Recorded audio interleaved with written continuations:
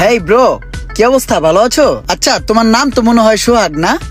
তুমি অনেক মোটা ছিলে এবং দুষ্টু ছিলে ছোটবেলায়।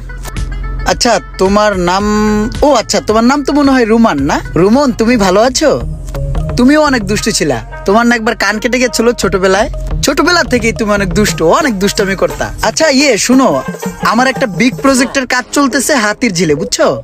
এটা হচ্ছে হাতির ঝিলের ওই খালি জায়গাটা আছে না, ওই জায়গাতে আমি নাসার সাথে মিলে আমি একটা স্যাটেলাইট পাঠাতে চাচ্ছি আকাশে, বুঝছো? এখন তোমাদের দুজনের সাথে আমার ছোট্ট একটা বৈঠক আছে।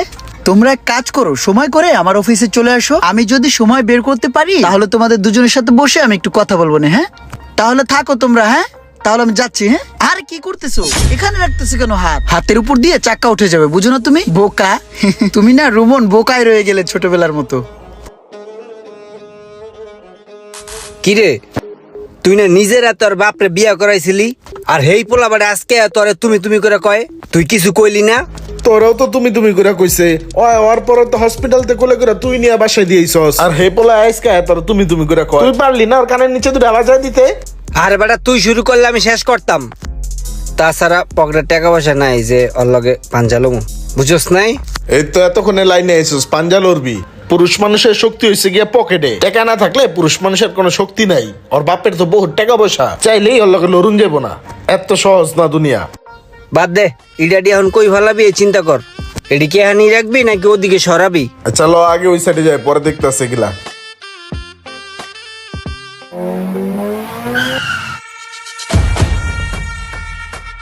এলাকার সব বাড়িতে খেয়াল রাখতে হইব কি ওরে পাইলে ঠেটানি। কিরে, তোরা কি শুরু করছো? এগুলা কি শুরু করছো?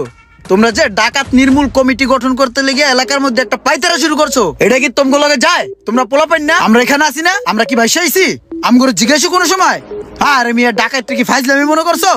ওরা কচু গাছ কাটতে কাটতে ঢাকাই তুইছে, তগর মতো পোলা পাইন কচুর মতন ফাতা ফাতা কইরা লাইবো। আইছে ডাকাত নির্মূল কমিটি গঠন করতে চাইতাছে। ওই বেটা, আমরা কি এখানে আছি না? আমগো জিজ্ঞাসছস এলাকার মধ্যে আমরা কি ভাইসা আইছি? বেটা ফাউল। আইছো না, কোনো ডাকাত নির্মূল কমিটি হবে না। আমার কথা মতো চলবা, ভবিষ্যতে কিছু করতে পারবা। ওই ডাকাতের সাথে আমার কথা হয়েছে, ঠিক আছে? ওরা এই এলাকার মধ্যে ঢুকবে না, এটা আমার এলাকা, আমার এরিয়া। আর তোমরা যেহেতু কষ্ট ক্লাস করছো, আমার অফিসে দেখা করো, আমি কিছু খরচাপাতি দিয়ে দিব না, ওইটা লইও। হ্যাঁ, থাকো। হ্যাঁ, কিছু মানুষের না দেখলে বুঝতামই না টাকা যে কত গরম। ওই কামটা তাড়াতাড়ি করতে হবে মিয়া, একটু তাড়াতাড়ি করো। এই বেটা, ইমরান তো বেটা ওর অফিস আমার ডাক্কা নিয়া জোর করে আমার পকেটে 500 টাকা দিয়া দিছে। 500 টাকা দিয়া কয় আমি যা কই তা তাই করবি তোরা। ইমরানে 500 টাকা দিছে আর তুই পকেটে ঢুকা লাইছস। তুই জানোস ওই কত বড় ক্রিমিনাল? আর আমি কি টাকা নিছি না, আমার পকেটে জোর করে ঢুকাই দিছে। এখন কি করবি? এই টাকা তোর কাছে রাখা দে। এ একেবারে কইছো না আর কিছু করিছো না। ওই তোরে 500 টাকা দিয়া 5 লাখ টাকার কাম করাই নিব, আর এলাকার ভিতরে তোর আর আমার বদনাম হইব, এটা বুঝোস না তুই? তুই ওর টাকা খবরদার কিছু করিস না। ওর টাকা যেভাবে দিছে ওইভাবে এক জায়গায় নিয়ে রাখা দে। সুযোগ পাইলে ওর টাকা ওরে ফেরত দিয়া দিবি। জানোস কিছু ঘটনা? কি হইছে? ওই জামগো এলাকায় কালকে রাইতে ডাকাই ঢুকছি। জাত গদে যা কিছু পাইছে সবকিছু লইই পলাইছে। কি কস? তলে তো এলাকায় সাবধানে থাকতে হইব। তারপর কি হইছে ক? তাহলে চল আমার সাথে, তবে বাকিটা কইতাছি আমি।